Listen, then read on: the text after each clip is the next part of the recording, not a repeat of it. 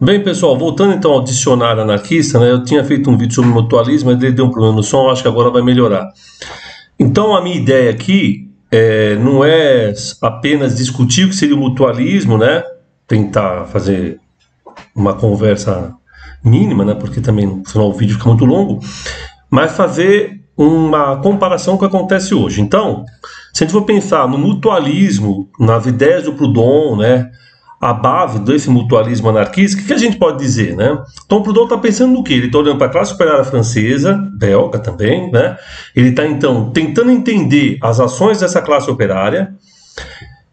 A partir então da sua organização, ele começa a fazer uma teorização, ok? Então essa é a primeira coisa. Então ele não tem uma teoria para dar para a classe trabalhadora, ao contrário, é a classe trabalhadora que dá a possibilidade empírica para ele fazer uma teorização. Segunda coisa é o seguinte, o que ele está pensando aí, né? Ele está pensando no sistema do Estado, sistema do capital, como é que os trabalhadores podem se organizar. Por isso ele propõe uma auto-organização dos trabalhadores que seja, então, política, social e econômica. Então, política, os trabalhadores se organizam a partir dos seus próprios interesses, não interesses de partidos e assim por diante, ok? Social, pensando então nessa dinâmica da sociedade capitalista, como é que os trabalhadores podem se auto-organizar para lutar contra esse sistema que oprime, e econômica, basicamente também, está ligado à exploração econômica que eles têm naquele momento, ok? Mas aí, então, o que a gente está falando? A gente está falando, então, de um processo na qual a classe trabalhadora se auto-organiza para tentar romper as amarras que tanto o Estado quanto o capital colocam em cima dela a todo momento. Para quê? Para tentar subjugar essa classe trabalhadora. Só que ele está falando lá na primeira metade do século XIX, eu estou na primeira metade do século XXI. Então se passou aí quase 200 anos que ele falou, ok? Então, não adianta a gente achar que ele está falando para a classe trabalhadora de hoje, que ele não está falando, ele está falando para a classe trabalhadora daquela época, em 1840, 1850, por aí. Beleza? Então aí eu pensei no quê? Numa tentativa de reflexão sobre o mutualismo econômico do Proudhon, que parte então do gerenciamento da própria classe trabalhadora, né? Que vai gerenciar o quê? A sua força de trabalho. Então a classe trabalhadora gerencia a sua força de trabalho, não vende essa força de trabalho para o grande capital, nem ao Estado, ou recebe benesses do Estado, não está pensando nisso, ok? Nos dias de hoje. E aí eu estou pensando, então, quem que é essa classe trabalhadora ampliada? É aquelas pessoas que trabalham em sistemas de aplicativo, ok? Então, você tem lá, tanto aqueles aplicativos de entrega, que tem um monopólio, quase um monopólio do iFood, e aqueles que trabalham com motores de aplicativo, e aí você tem aí basicamente a Uber e alguns outros, ok? Mas também hoje esse sistema está em vários setores econômicos. Até professores também estão sendo gerenciados por sistema de aplicativos. Pensando aí no Proudhon, no mutualismo, na auto-organização dos trabalhadores, o que a gente pode discutir hoje? De que, ao invés dos trabalhadores ficarem presos a aplicativos que pensem apenas na superexploração desse seu trabalho, e que, em larga medida, faz com que muitos deles adoeçam, até morram, muito parecido com o que acontecia lá na primeira metade do século XIX. O trabalhador morria, ele perdia membros na fábrica, hoje acontece com motoboys. É evidente isso, né? Não é o mesmo tipo de função, mas os riscos são os mesmos. E esse cara não tem garantia nenhuma. Até o próprio governo está discutindo aí no GT, né, sobre essas questões. O que a gente pode pensar enquanto anarquista a partir das indicações que o Proudhon traz sobre o mutualismo?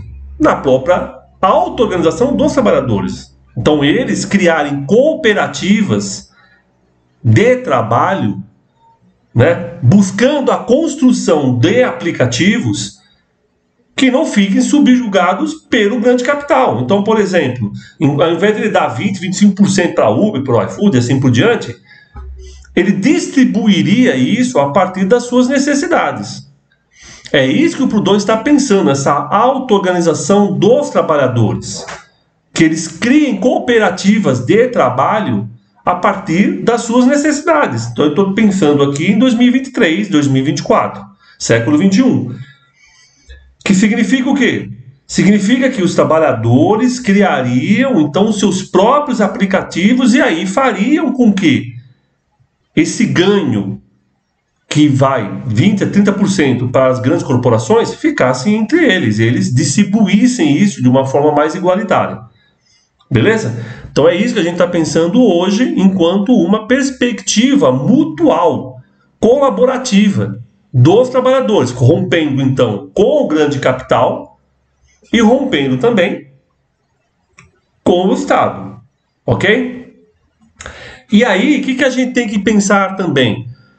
Isso pode ser uma possibilidade da classe trabalhadora conseguir compreender de que ela pode ser agente da sua própria força de trabalho. Ela é a agente principal. Ela não fica na dependência de vender a força de trabalho para um outro.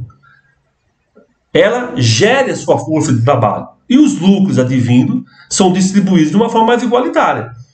Ok? Não paga-se a Uber, ao iFood e assim por diante. Então é isso que eu estou compreendendo, né? Uma tentativa de reflexão sobre a realidade atual a partir das ideias que o Proudhon está trabalhando lá no século XIX. Da auto-organização dos trabalhadores. Então, os trabalhadores em aplicativos, ao invés de ficarem submetidos a grandes empresas, construíssem seus próprios aplicativos. Fizessem com que esses aplicativos fossem disseminados.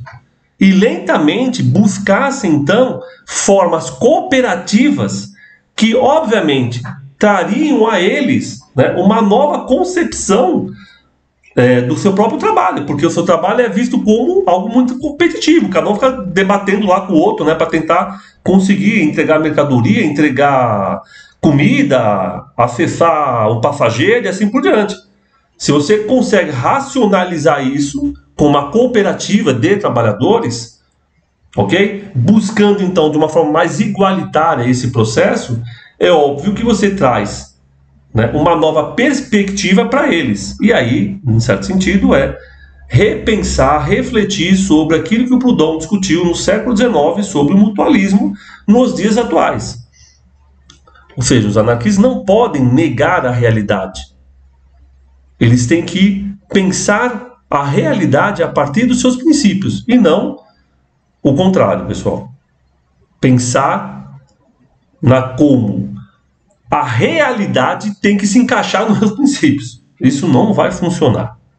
Não vai funcionar. A realidade é desse jeito.